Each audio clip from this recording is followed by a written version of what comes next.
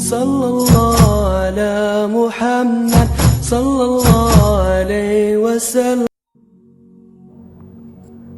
प्रिय मित्रों, मैं आपके सम्मुख एक ऐसे महापुरुष का परिचय पेश करना चाहता हूँ जिन्हें पूरा विश्व हज़रत मोहम्मद सल्लल्लाहु अलैहि वसल्लम के नाम से जानता है।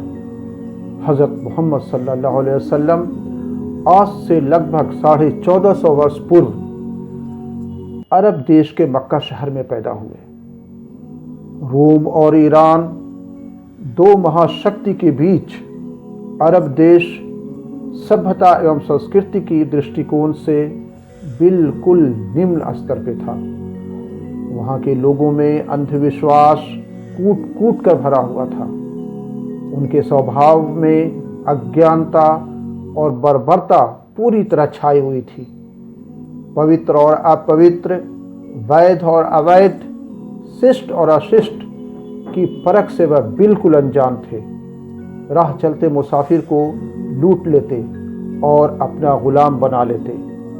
जुआ, शराब, हिंसा और खून खराबा उनकी रोज़मर्रा की ज़िंदगी थी। बेटियों को पैदा होते ही जीवित गाड़ देते कि बड़े होकर बोझ न बने। ऐसा देश, ऐसे वातावरण में हज़रत मोहम्मद सल्लल्लाहु अलैहि वसल्लम का जन्म हुआ। बचपन ही से माता पिता का साया सर से उड़ गया। अभी 8 साल के थे कि दादा का साया भी सर से जाता रहा।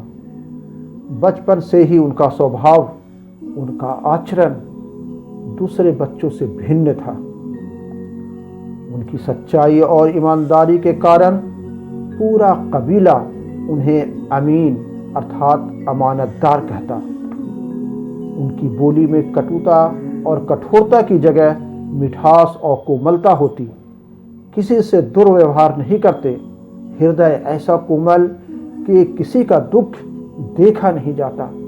हर किसी के दुख दर्द में काम आते। अनाथों और विधवाओं की सहायता बढ़ चढ़ कर करते। उनसे किसी को दुख नहीं पहुंचता, लेकिन दूसरे के लिए स्वयं दुख उठाते। उस प्रदूषित माहौल में वह सबसे भिन्न दिखते, मानो घटाटोप अंधेरे में एक चिराग जल रहा है या पत्थर के ढेर में एक हीरा चमक रहा है। चारों ओर फैली इस अज्ञानता, अनैतिकता और दुराचार के भयानक समुद्र से आप निकल जाना चाहते थे। आखिरकार आबादी से दूर पहाड़ों की संगति में जा जाकर ध्यान लगाने लगते हैं। एकांत और शांतिपूर्ण माहौल में कई कई दिन बिताने लगते हैं। उपवास रखकर अपनी आत्मा और अपने मन को और अधिक पवित्र और स्वच्छ करने लगते हैं। एक ऐसा प्रकाश ढूंढने लगते हैं जिससे कि चारों ओर छाया अंधकार दूर हो जाए। एक ऐसी शक्ति प्राप्त करना चाहते हैं जिससे कि बिगड़ी हुई दुनिया संवर जाए। अचानक इस स्थिति में एक महान परिवर्तन होता है। सहसा उनके जीवन में एक प्रकाश आ जाता है। उनके भीतर ज्ञान और शक्ति भर जाती है जिसे उनकी आत्मा मांग रही थी। इस ज्ञान को लेकर वह लोगों के बीच आते हैं। उन्हें संबोधित करते हुए फरमाते हैं, ये चंद्रमा, ये सूरज, ये पृथ्वी और आकाश, सारी चीज़ें ईश्वर की रचना है। वही तुम्हारा और सबका पैदा करने वाला है। वही जीविका देने वाला है। वही जीवन और मरण का मालिक है। सबको छोड़कर उसी की बंदगी करो। सबको छोड़कर उसी की वंदना करो। उसी के आगे सर झुकाओ, सत्य बोलो, न्याय करो। न किसी की जान लो, न किसी का माल छीनो। जो कुछ लो हक के साथ लो। जो कुछ दो हक के साथ दो। तुम सब इंसान हो। सब इंसान बराबर हैं। ना कोई निष्ठा का कलंक लेकर पैदा हुआ है और ना कोई सम्मान का पदक लेकर दुनिया में आया है। बड़ाई और श्रेष्ठता वंश और ग्रोथ में नहीं है, यह केवल ईश उपासना, सदाचार और पवित्रता में है। 40 वर्ष बाद जब पहाड़ी की गुफा से निकले तो उसके बाद अचानक अपूर्व तत्वदर्शी और महान फिलोसोफर बनकर आए। नैतिकता, सभ्यता और संस्कृति के महान रिफॉर्मर बनकर सामने आए।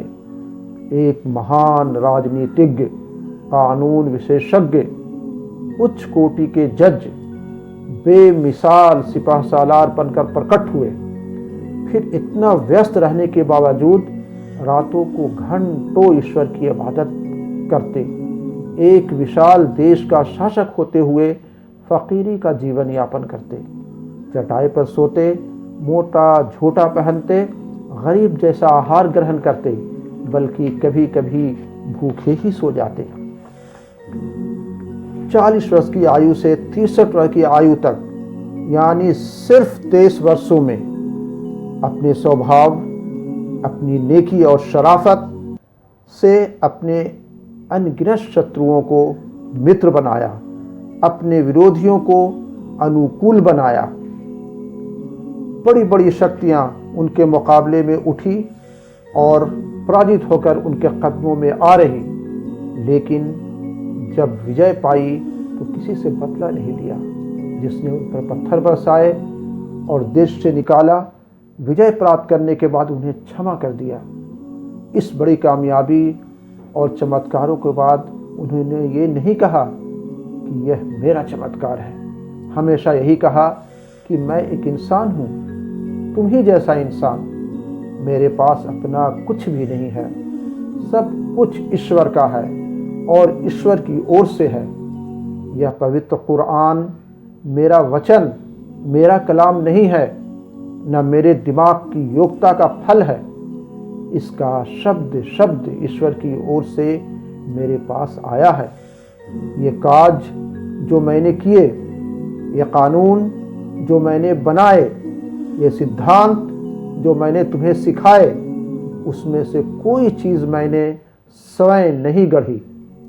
मैं कुछ भी अपनी योग्यता से पेश करने का सामर्थ्य नहीं रखता। हर चीज़ में ईश्वर का मार्गदर्शन, डिवाइड गाइडेंस का मोहताज हूँ। प्रिय मित्रों, यह कैसी आश्चर्यजनक सच्चाई है। कोई दूसरा होता तो इन सारे कारनामों को अपना कारनामा बताकर पूरी क्रेडिट स्वयं ले लेता। ये हैं हमारे नायक, हमारे विश्व गुरु, संपूर्ण संसार के पैगंबर हजरत मोहम्मद सल्लल्लाहु अलैहि वसल्लम। ईश्वर ने आपको समस्त मानवता के लिए, पूरे विश्व के लिए रहमत बनाकर भेजा। आप पर हजारों लाखों सलाम। धन्यवाद।